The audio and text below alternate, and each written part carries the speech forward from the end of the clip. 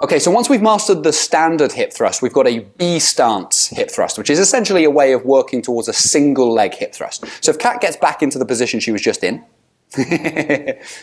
and the sofa might move backwards and forwards, but that's fine. Eventually it'll hit a wall, right? So once we're roughly into this position, she comes up to the top. All she's going to do is take, we can decide whichever leg we want to do. Let's take this leg. She's going to bring it in front over here. Good. And she's just going to kind of lift her toes so that this one is almost acting now like a stabilizer. There's not really much weight in this. I want you to imagine you've now got a spirit level still on your hips, right? So we want to keep that as straight as we can. And it's this leg, this right leg in this position, that is going to be doing most of the work. It's already happening. Yeah, the rest is exactly the same. So keeping that chin tucked, you're going to go up and down on this side. Yeah. Squeeze. Can you level this out? Level it out. There you go. That's it. And then 3 seconds down. 1, 2, 3.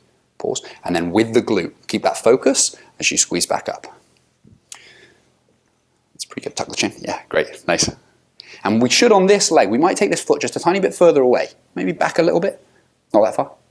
That one. Yeah. Try there. Yeah, cool. There we go. So at the top of this position still, we're thinking, keep going, and up. Squeeze it, squeeze it, squeeze it. Oh, the face is making nice things, right? She should be through the heel of this foot. One way you can check that is get her to wiggle the toes on that foot. If she can lift that up, good. Her weight is in the heel of the foot.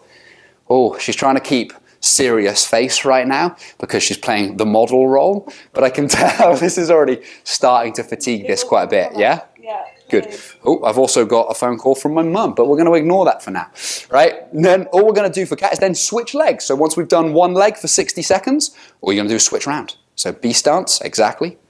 And then on this side, good, clenching up. And if that's a bit far away, you can bring it back a little bit closer to you just so you're not too far. Good. There is no good place, by the way, to put your hands with this. You can stick them here, you can stick them on your hips. I tend to go with the hip position, but wherever is fine.